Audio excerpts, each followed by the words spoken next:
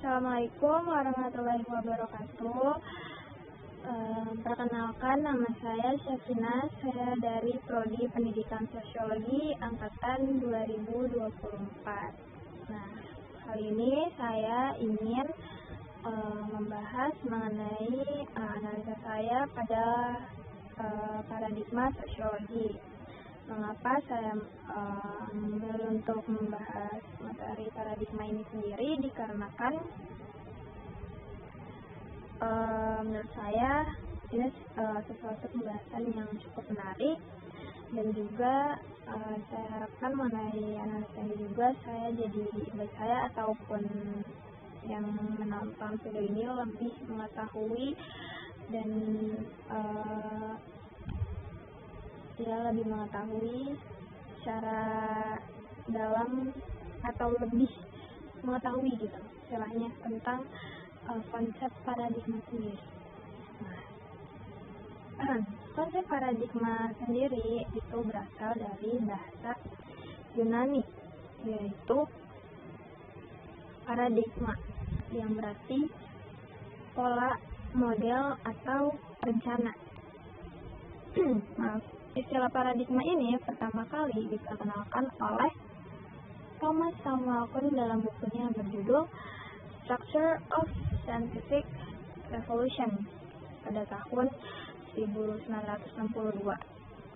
Nah, sebelum kita masuk ke paradigma menurut Thomas, saya mau menjelaskan dulu nih tentang latar belakangnya sih Thomas Samuel Kuhn ini. Thomas itu lahir pada tanggal 18 Juli tahun 1922. Ia adalah seorang filsuf, fisikawan, dan sejarawan yang berasal dari Amerika yang menulis buku The Structure of Scientific Revolution pada tahun 1962. Nah, bukunya tuh berpengaruh banget nih dalam bidang akademik. Buku tersebut memperkenalkan istilah pergeseran paradigma. Nah, Kuhn juga membuat beberapa klaim mengenai perkembangan pengetahuan ilmiah ini, yaitu sains mengalami pergeseran paradigma tidak bergerak dalam jalur yang linear. Kedua pergeseran paradigma membuka pendekatan baru untuk memahami apa yang tidak akan dianggap benar sebelumnya, dan juga gagasan kebenaran ini, kebenaran ilmiah tidak hanya melalui ditetapkannya kriteria objektif, tetapi juga konsensus dalam komunitas ilmiah. Paradigma-paradigma yang saling bertentangan juga seringkali tidak sepadan, atau dalam kata lain, paradigma tersebut merupakan penjelasan mengenai realitas yang saling bertentangan dan tidak dapat diselaraskan. Kuhn juga berpandangan bahwa teori itu bersifat relatif nih teman-teman. Bukan berarti kalau suatu teori itu dianggap benar atau diterima sama banyak orang, terus teori itu jadi teori yang paling benar. Nah, itu nggak melulu kayak gitu ya guys. Dan kita masuk nih ke pandangan Thomas tentang paradigma. Jadi, menurut Thomas, paradigma itu adalah cara mengetahui realitas sosial yang dikonsumsi oleh model of inquiry tertentu yang kemudian menghasilkan mode of knowing yang spesifik. Nah, apa sih model of thought atau model of inquiry itu? Yaitu merupakan cara pandang pemikiran yang dalam hal itu menghasilkan sebuah pengetahuan. Menurut Kuhn, paradigma itu gambaran yang sangat fundamental dari pokok bahasan dalam ilmu pengetahuan, dan ia juga menentukan apa yang harus dipelajari, pertanyaan apa yang harus diajukan, bagaimana pertanyaan-pertanyaan tersebut harus diajukan, dan aturan apa yang harus diikuti nih untuk menafsirkan jawaban-jawaban yang kita dapat atau yang kita peroleh. Nah, berawal dari dikenalkannya paradigma ini sama Thomas Samuel Kuhn, lalu paradigma ini juga mulai dipopulerkan oleh Robert Frederick pada bukunya yang berjudul Sociology of Sociology di tahun 1970-an, di mana Robert ini memberikan definisi paradigma sebagai pandangan yang mendasar dari suatu disiplin ilmu tentang apa yang menjadi pokok persoalan yang semestinya dipelajari. Nah, selain dari Thomas dan juga Robert, ada juga dari George Witzer di tahun 1975 yang lebih memandang konsep paradigma sebagai hasil kesepakatan para ilmuwan dari suatu disiplin ilmu tentang apa yang menjadi pokok persoalan yang semestinya dipelajari oleh suatu disiplin ilmu, di mana kesepakatan tersebut akhirnya berkenan membentuk identitas dari suatu disiplin ilmu. Witzer sendiri mengintisarikan bahwa konsep paradigma tersebut pada dasarnya memiliki 3 kegunaan, yaitu pertama sebagai pembeda antara komunitas ilmiah satu dengan lainnya.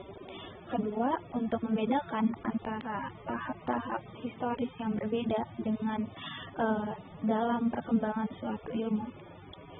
Yang ketiga, sebagai pembeda antara cognitive groupings dalam suatu ilmu yang sama melalui fungsi. Yang ketiga, Witzer mengkhususkan diri dalam kajian tentang ilmu-ilmu sosial atau humaniora yang memberikan peran yang cukup istimewa terhadap aspek kognitif dari subjek yang turut membentuk perkembangan sebuah disiplin keilmuan. Hal ini pula yang mendasari keberadaan sosiologi sebagai sebuah disiplin keilmuan yang sejak awal mulanya pembentukannya ini memiliki lebih dari satu paradigma atau paradigma yang banyak, atau bisa disebut juga sebagai paradigma ganda. Selanjutnya, menurut Robert, berdasarkan apa yang menjadi pokok persoalan dari sosiologi dapat dibedakan menjadi 2 macam, yaitu 2 macam paradigma, yaitu paradigma sistem dengan memperkenalkan pada konsensus, serta paradigma konflik yang menekankan pada disintegrasi dan paksaan. Nah, kedua paradigma ini pada gilirannya melahirkan asumsi yang berlainan dalam pembentukan perspektif sebuah teori. Dalam hal ini, terdapat hubungan yang nyata antara konsep paradigma dengan teori-teori sosial, di mana teori adalah hanya merupakan bagian dari paradigma yang lebih besar. Dengan demikian, sebuah paradigma dapat meliputi 2 atau lebih teori. Berbeda dengan Friedrich, Witzer membagi paradigma sosiologi menjadi 3, yaitu paradigma fakta sosial, definisi sosial, dan perilaku sosial. Di sini Witzer meletakkan teori konflik dan teori fungsional termasuk teori sistem dalam paradigma fakta sosial dengan asumsi terdapat pokok kajian yang sama, yaitu fenomena struktur sosial, skala luas, dan institusi serta efeknya Terdapat pemikiran dan aksi individu. Witzer melihat paradigma fakta sosial ini adalah sebagai paradigma yang memiliki warna, yaitu menghilangkan keunikan individu sebagai semata-mata efek samping dari sistem yang berlaku, di mana sistem kemasyarakatan dalam hal ini mampu memaksa atau memperlakukan hidup individu sesuai dengan keinginan dari struktur atau sistem kemasyarakatan yang berlaku. Atau dengan kata lain, menurut Ian Wright, pada teori sosial modern dari Parsons sampai Habermas di 1991, paradigma yang dimaksud Witzer adalah paradigma strukturalis yang mewartakan kematian subjek individu. Witzer mengatakan paradigma fakta sosial ini dalam kedudukan di antara kontinum makroskopik dan objektif, di samping 3 kontinum lainnya, yaitu makrosubjektif, mikroobjektif, dan mikrosubjektif. Dalam hal ini, Witzer mengambil eksemplar bagi paradigma fakta sosial dari seorang maestro sosiologi, yaitu Emile Durkheim, melalui masterpiece-nya yang suicide. Namun, melalui pembagian paradigma tersebut, menurut Elon Nugroho, sebenarnya Richter harus menghadapi posisi dilematis dari kenyataannya. Hal ini lebih dikarenakan pembagian paradigma yang dilakukan Richter, yaitu dengan memasukkan beberapa tokoh khas pada masing-masing paradigma didasari pada keberadaan level analisa dari keseluruhan model yang ia tawarkan, merupakan pembagian yang bersifat kaku dan semena-mena. Akan halnya suicide sendiri lebih merupakan pernyataan mikro dan makro objektif. Demikian dengan adanya etika Protestan dan spirit kapitalisme karyanya Max Weber, Richter mereduksi tokoh yang terakhir ini dengan memasukkannya ke dalam penggolongan paradigma definisi sosial. Padahal lebih cocok kalau karya terbesar tokoh tersebut digolongkan dalam paradigma faktor sosial. Lain halnya dengan Yulia Sugandi yang lebih mampu melihat maksud Richter tersebut pada pengembangan pola pembagian antara 4 kontinum tersebut di atas sebagai upaya menjembatani ragam paradigma yang ada di sosiologi ini, sehingga 4 kontinum tersebut menurut si Yulia ini lebih merupakan penggambaran atas analisa sosial atau level of analisis dari masing-masing teori yang ada, di mana Yulia Sugandi melihat pola penggambaran atas realitas sosial yang dilakukan Richter tersebut cukup memadai dan menjelaskan dan menggambarkan realitas sosial secara utuh dan menyeluruh. Hal tersebut sejalan dengan pernyataan yang cukup menarik yang dikutip oleh penulis dalam studi metatheorizing atas konsep multiparadigmanya si Richter ini yang dilakukan oleh Yulia, menyebutkan bahwa meskipun definisi paradigma Richter memuat seperangkat komponen unik seperti yang disebutkan dalam pembahasan bab ini, akan tetapi Richter melabelkan integrated sociological paradigma sosiologi yang terpadu sebagai sebutan lain untuk imagine pokok kajian sosiologi. Pada dasarnya, paradigma terpadu bermaksud mengintegrasikan level analisa sosial dan sebaliknya, bukan antara paradigma yang eksis, yakni paradigma fakta sosial, definisi, dan perilaku sosial. Penulis menangkap ajakan Richter untuk memfokuskan perhatian pada upaya integrasi level dari analisa sosial yang berlangsung secara dialektis dalam pembentukan paradigma terpadu. Dalam hal ini, penggunaan konsep mikro, makro, dan subjektif yang digunakan Richter hanya sebatas pada upaya dalam menggambarkan realitas sosial atau level of social analysis yang nyata gitu, bersifat menyeluruh dan yang seharusnya menjadi pokok kajian dalam sosiologi.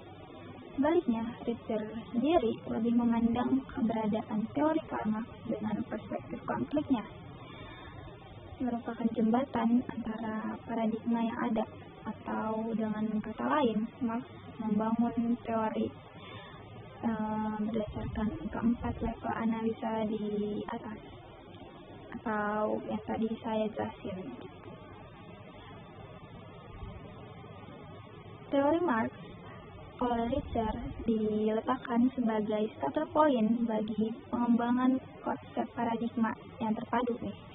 Hal tersebut lebih dikarenakan bahwa pengertian kesatuan subjektif objektif dimulai dari menengok kembali akar filsafat sosiologi dan mengangkat kontinum atau kesatuan, tepatnya terminologi pemilahan antara idealisme dan materialisme. Menurut hal ini terlihat bahwa masing-masing tokoh mempunyai pandangannya sendiri-sendiri mengenai paradigma. Nah, perbedaan pandangan dari tokoh-tokoh ini pasti ada hal yang latar belakangnya atau ada faktornya nih.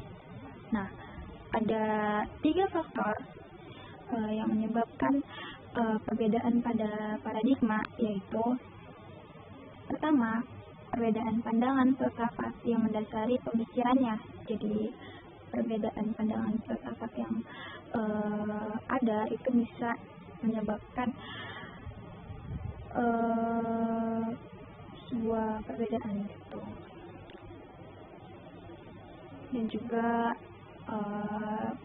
berikutnya ada konsekuensi logis dari pandangan filsafat yang berbeda itu. Kemudian para ilmuwan sosial ini membangun dan juga mengembangkan teori yang berbeda. Jadi hasil dari pandangan yang berbeda tadi itu selanjutnya membangun dan juga membuat pengembangan teori yang berbeda. Dan yang selanjutnya ada metode yang digunakan untuk memahami dan menerangkan dari ilmu yang berbeda antara komunikasi ilmuwan yang lainnya. Nah, teman-teman, adanya keragaman paradigma ini pada dasarnya diakibatkan dari perkembangan pemikiran filsafat yang berbeda-beda nih, yang sudah ada sejak zaman Yunani kuno sampai sekarang. Nah, setiap aliran filsafat mempunyai cara pandang sendiri tentang hakikat dan juga ukuran tentang kebenaran. Namun dengan adanya perbedaan paradigma tidak melulu bersifat negatif gitu, tetapi justru menjadi sebuah keragaman di dalam perkembangan ilmu pengetahuan. Perbedaan paradigma juga terjadi dalam ilmu sosiologi. Perbedaan ini juga terjadi dalam objek ilmu kajian. Dengan adanya perbedaan pandangan ini, sosiologi itu merupakan ilmu yang mempunyai beberapa paradigma atau paradigma ganda, seperti yang sudah saya sebutkan tadi di awal, mengenai tentang banyaknya paradigma atau beberapa paradigma yang disebut juga sebagai paradigma ganda. Nah, setiap paradigma mempunyai objek, kajian, teori, dan metode analisa yang berbeda. Nah, dari pemaparan saya tadi nih, ini sudah menjelaskan bahwa setiap tokoh itu mempunyai pandangan yang berbeda-beda tentang sesuatu gitu. Dikarenakan ada hal yang melatar belakangi perbedaan ini. Nah, dengan adanya perbedaan ini tidak melulu selalu bersifat negatif seperti yang saya bilang tadi, dikarenakan dengan banyaknya teori-teori yang ada gitu, dengan banyaknya perbedaan paradigma itu bisa kita gunakan atau bisa kita kembangkan lebih dalam sesuai sama mana yang menurut kita benar gitu. Tapi seperti yang tadi saya jelaskan juga bahwa tidak semua teori yang dipercayai sama masyarakat yang memang familiar gitu di masyarakat itu belum tentu 100% benar, karena balik lagi tergantung perspektif orangnya masing-masing juga gitu. Nah, tadi juga Richard sempat menyinggung tentang faktor sosial. Namanya tentang faktor sosial nih, saya jadi keinget tentang Emilia Durkheim yang sempat tadi saya bahas, di mana Emilia ini membahas bahwa sosiologi itu harus berdasarkan pada studi analisis, di mana hal ini berkaitan sama nilai-nilai, norma, aturan, dan adat istiadat dan lain-lainnya gitu. Dimana hal ini juga menghasilkan dua faktor, yaitu faktor material dan non material, dimana faktor material ini lebih ke arah yang bisa dilihat, bisa diamati gitu, atau sesuatu yang nyata, sedangkan faktor non material itu dari diri kita sendiri. Nah, itu merupakan materi tambahan dari saya untuk konsep paradigma ini agar lebih jelas untuk kita semua. Nah, untuk pemaparan saya kali ini kurang lebihnya mohon maaf. Wassalamualaikum warahmatullahi wabarakatuh.